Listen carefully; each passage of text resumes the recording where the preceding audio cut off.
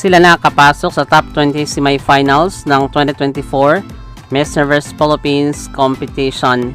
Kasama ang kinatawan ng Nueva Ecija, Iloilo City, kasama din ang Leyte, Hawaii, Tacloban, Pampanga, kasama din sa top 20 ang kinatawan ng United Kingdom, Quezon Province, Cebu, Bacoor, Northern California, Baguio.